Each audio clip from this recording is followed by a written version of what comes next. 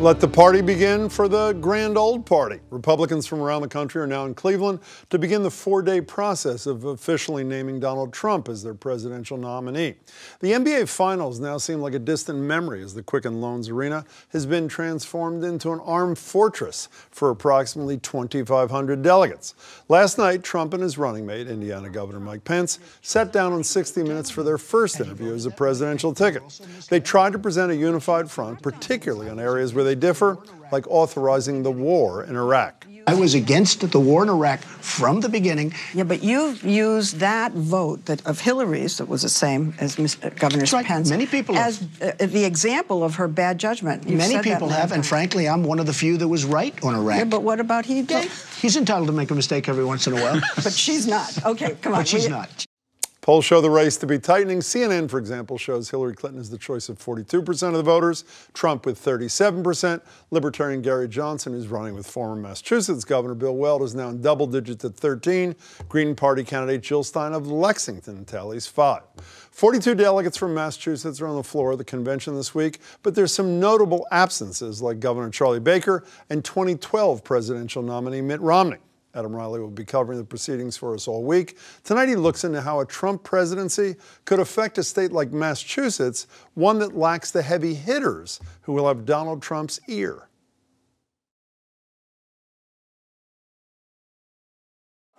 The striking thing about this year's Massachusetts delegation to the RNC is how few big names there are. Governor Charlie Baker, who's criticized Donald Trump and says he won't vote for him, is glaringly absent. So is Lieutenant Governor Karen Polito and the majority of the state's Republican legislators. For some of the delegates, this is tantamount to a betrayal. Where's Charlie? Where's Karen? Where's Charlie Baker, Karen Polito? Why aren't you here? It is the moral and political obligation of the Republican governor of Massachusetts to support the Republican nominee for president, and that person is, of course, Donald J. Trump of New York. Now, if you've watched Donald Trump at all this campaign, you know that he's keenly attuned to real and perceived slights, which raises a question. If Trump wins, would he just let bygones be bygones? Or would he hold a grudge against Baker and all the other Massachusetts Republicans who've kept him at bay? If you look at Donald Trump's business history, he certainly has a pattern of seeking revenge against those who cross him, whether through lawsuits or otherwise. Take that assessment with a grain of salt. He's a Marco Rubio supporter who's still holding out hope that Trump won't be the nominee. You have to call it a long shot in terms of the convention itself, but the Free the Delegates movement is still alive. But he's in the minority. Trump has the overwhelming support of the state's delegation, and his supporters insist that if Trump reaches the White House, he'll take the high road. State Rep. Keiko Orrell is one of the few elected Massachusetts Republicans in Cleveland. I think Donald Trump is focused on our country and making our country the strongest that it can be. And so I would hope that there wouldn't be any punitive measures against Massachusetts for a lack of support. I think that Donald Trump is going to be someone who's going to be fair. He wants all of the states to be the best that they can be. And even if Trump did hold a grudge, it's not clear how much of an impact it would have. At the end of the day, it's not going to matter. I mean, the decision, for example, spending decisions are made by Congress. And, if things of that nature need to happen, they usually happen that way. Regulatorily, it's not like he's going to pick on Massachusetts. Then again, Trump's entire campaign has defied expectations. So if he is elected and wants to make the Massachusetts Republican establishment sweat, he might be able to find a way. I'm now joined by that wild party guy, Adam Reilly from Cleveland. Hey there, Adam. So, Adam, where do they have the mass? Where's the mass delegation sitting in, like Kentucky or something? The mass delegation is actually, as you're looking at the stage, they're a little off to the right, maybe one or two delegations back. The seating isn't bad. They're closer than you would expect given their hotel placement out in Beechwood, Ohio, and their first day convention speaker at the delegation breakfast, the general manager of Trump Winery. So they're doing okay. You know, Adam, is anybody within the Massachusetts delegation upset that Governor Baker decided to be a no-show?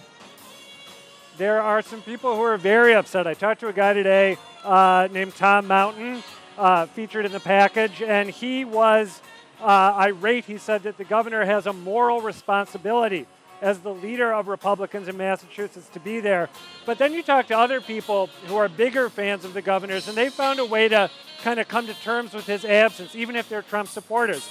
The argument will be familiar to you because it's what the governor has been saying all along in this presidential campaign. It's essentially he has a job to do. He's doing his job very, very well. So naturally, he's not going to be here. And I'm sure he and Donald Trump can mend fences if Trump is elected. You know, Adam, we had been led to believe that the Never Trump movement had breathed its last breath over the weekend. There are reports today that something may happen tonight again. Is that true, or is that just rumor? It seems that there is some jockeying going on in the Rules Committee. I don't think it's just rumor. There's a guy who I pay close attention to. He's a reporter for the Washington Post named Ed O'Keefe, who's been on top of this whole rules changes fight. My understanding, in large part from Ed O'Keefe, is that what's going on now isn't a full-fledged revolt. They're not talking about unbinding all the delegates or anything like that.